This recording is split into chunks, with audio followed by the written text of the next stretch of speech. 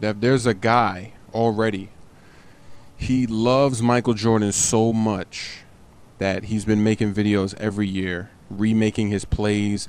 And Jordan wasn't in the game, so he would create them and tweak them and then make the rousters. And he is going to blow up with 2K11 because Jordan's finally going to be in the game. He's going to be looking like himself. There's going to be the moments, and he is going to get it down to the T. His channel is. I know who you're talking about. Yeah, Matt. He's a PC player, right?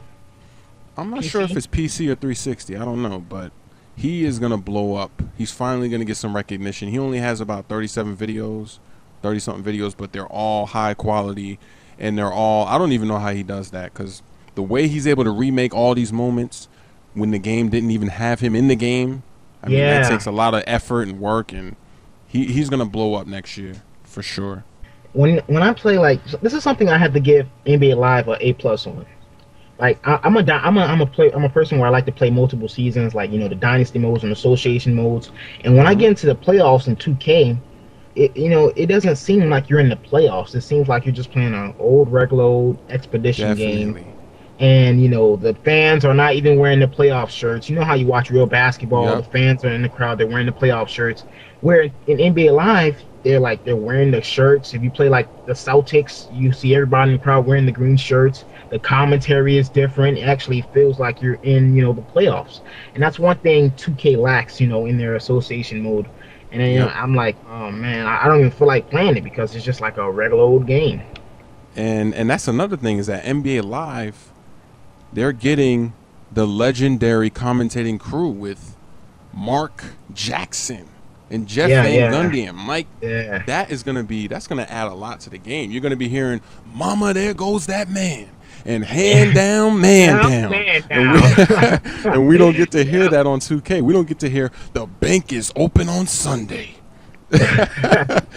I'm gonna be jealous of not having that commentary in the game. Yeah, and, that's why I say these two games, there's certain things about them that are just better than the other game. Like in NBA Live, NBA Elite, you cannot dance on the baseline. If you drive baseline and there's no room, you're either going to go out of bounds or you're going to try to stay in bounds and throw the ball in. So in NBA Live, just little things like that. Like in 2K, if you drive baseline, even if you go out of bounds, the game doesn't put you out of bounds. Yeah. Like if you go into replay mode, you'll see him stepping all out of bounds and it won't be an out of bounds. And then in NBA Live, it's either going to be out of bounds or turnover, something. You cannot just simply go to the baseline every time. Like there's things in both of the games that they crush each other. 2K crushes Live with, all the animations and the game. I mean, you can't make montages with NBA Elite or NBA Live like you can. Man. I don't know how they can put out a game like that. I mean, one thing I like doing, I like posting players up. And I mean, the NBA Live or NBA Elite, what they want to call it. Wow, the post move is just terrible. It's like it's like I remember I was playing with the Rockets, and I mean, I think this was like Live '08 because I stopped playing Live years ago. I mean, you got Yao Ming, like he's doing a post move, and then he'll just turn around and do a windmill. I'm like, what is this? I'm like, this is crazy. And after I seen that, I think that was Live '08. And after I seen that, I went and picked up 2K8, where Chris Paul was on the cover, and I played 2K ever since. Definitely. And the thing about 2K is that the game really does change every year.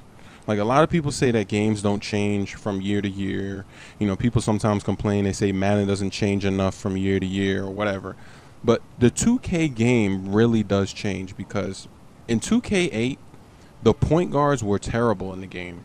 Like CP3 was rated like a 90-something, but he was like one of the worst players in that game. I know a lot of people that are listening right now. Like, I remember that because in leagues, CP3 couldn't do a thing. And now in 2K10, they finally were able to balance out the game for the point guards. And so now people are using, Williams, D. Will, and CP3, and Derrick Rose, and Rondo. Before, you could never do that because the game, there was no place for them. And now, the game is totally different. So I think that 2K11 is going to be much different than 2K10, even though it's just Yep. a 1 year difference. Because when you compare 2K9 to 2K10, definitely see the difference. Mhm.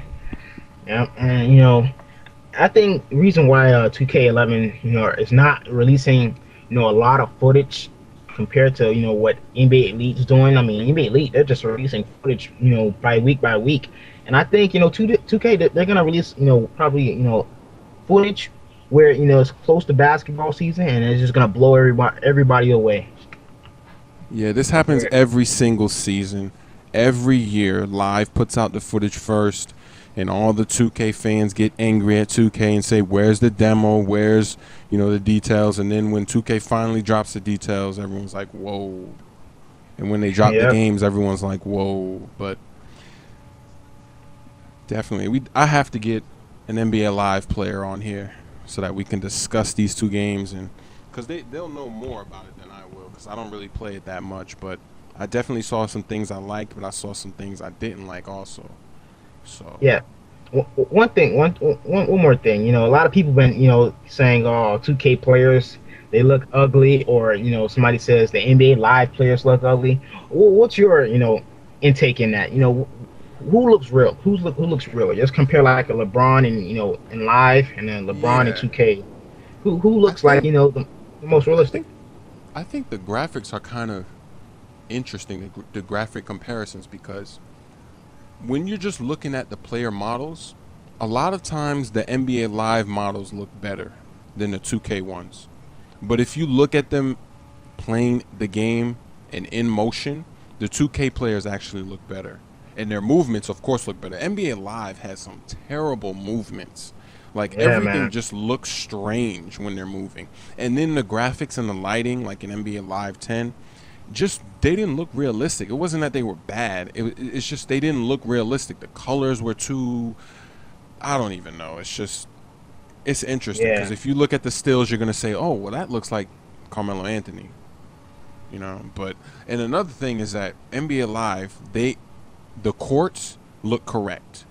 yeah, The yeah, jerseys look correct. The accessories look correct. Like in 2K, a white accessory is usually gray. Like if you get a white armband, it's not even white. It's like gray. And then yeah. if you get some knee pads or the calf sleeves, you can't even have socks, and there's all kind of glitches with the accessories in 2K. Live has the accessories down. It's, Yeah, it's just funny when you think of it. especially the shoes. That's one thing I have to give NBA Live Yeah. on. Like the shoes look like the real shoes. Because I'm a accessories guy. I like making my guys look top notch. You play good, you gotta look good. Yep.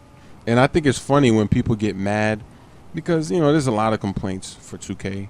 And people get mad when people make threads or, they talk about the headbands not being correct. And I mean, it is funny because there's things that are more important than that. But at the same time, something like headbands and accessories, that's easy. That shouldn't be so difficult to do. It's like all Yeah, it is just how it looks. I mean, just redesign, redo.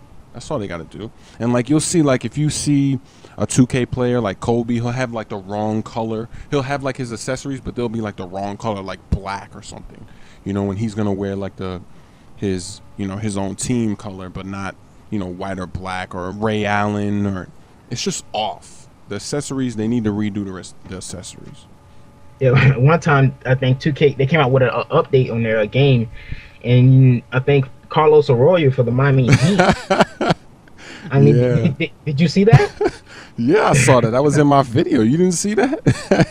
I'm That not too was I'm not too hilarious. sure. I'm not too sure.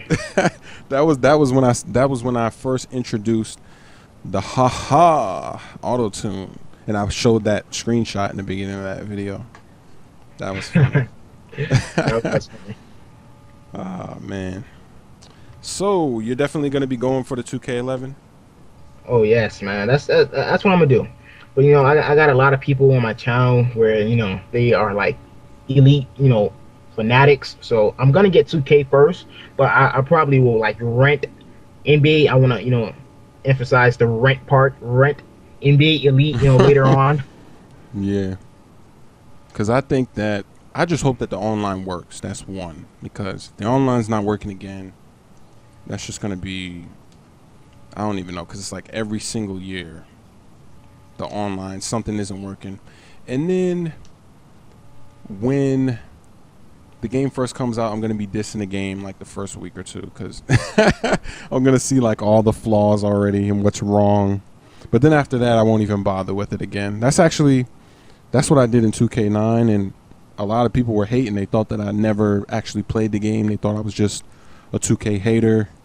And so they were really, angry at me and fighting in the comments. And then, after that, I started putting out good, positive videos. And people were like, what?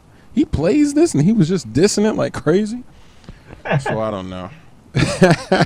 It's kind of like Modern Warfare 2 when you hear the Modern Warfare 2 commentators saying they hate the game, but they're still playing it. They don't really hate the game. They just hate the things that are wrong in the game. And so they want it to improve. And so that's all it is. So let's talk about the Miami Heat in 2K11. Yep. What's going to happen in 2K11 when you go play a quick rank game? You better be the first one. You better have the quick fingers to get on them Heat, man. I tell you, it's going to be a fight, man. People are going to be like, you know how you got to select teams when you're playing against, online? Yep. And it shows the other, guy with the team he chose. Mm-hmm. Wow, I can imagine already where they're both on the Heat and they're not moving until the other guy moves. Yeah, well, actually, I think you can just play as the Heat. You both can play as the Heat, so you can see who can use the Heat better. Quick rank is going to be very boring next year. I mean, it's already boring, quick rank games, and that's why I play league games and I promote the league games, because that's really, more fun. But it is really going to be boring playing against the Heat every game, man. Or So I'm going to play some quick rank when the game first comes out, because I like to get some good practice in. I like to see what people are abusing, and when you think about it, that's how you get good at the game, is when you play those quick rank matches, because people will do the same thing over and over and over for 20 minutes straight. So that's good practice. Practicing how to defend something over and over and over. So that's what I'm going to use. I'm going to use the Lakers. If they pick the Heat, I'll pick the Lakers. That's the best matchup possible. So So definitely. So you're a Heat fan, aren't you?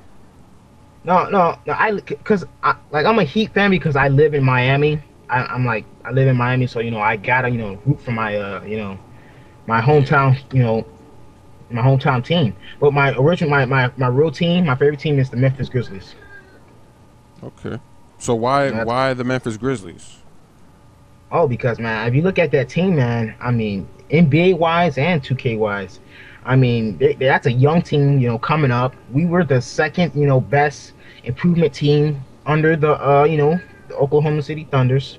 Under them, we got Rudy Gay. He's only 23. I mean, this guy's he's like an up and coming superstar. Just has to get over the hump.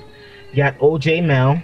I mean, you got three guys on a team that average basically 20 points a game. And I mean, Zach Randolph, he's still young. Mark Gasol. I mean, I'll take I don't know. Mark Gasol, Paul Gasol, I don't know, but Mark Gasol, he's really that banger inside. Paul Gasol, he's that the shooter. Yeah. So what do you think about bandwagon fans? Because I live in Florida too, so I guess by definition I have a right, according to people that don't like band, I have a right to like the Magic, the Heat, but in my opinion, I can like any team I want. If I want to like the Lakers, I can like the Lakers. I can root for them. I don't care if someone's like, you're a bandwagon fan. I don't care. And one of the teams that I follow, and it's basically because of 2K games, the San Antonio Spurs. They were always a team that you could use to combat the cheesers in quick rank matches. They were the perfect team to use when they had Bowen, Manu, and Parker and Duncan. It was just one of the best teams to use against the cheesers, and that's why I started following the San Antonio Spurs. And so, I don't live in Texas, and I've never even been to Texas, but I don't really care if someone's like, "Oh, you're a bandwagon fan." I can like any team I want. Yeah. So what do you think about the whole bandwagon fan thing? Man, ever since this, LeBron's decision on ESPN, man, I knew it was gonna,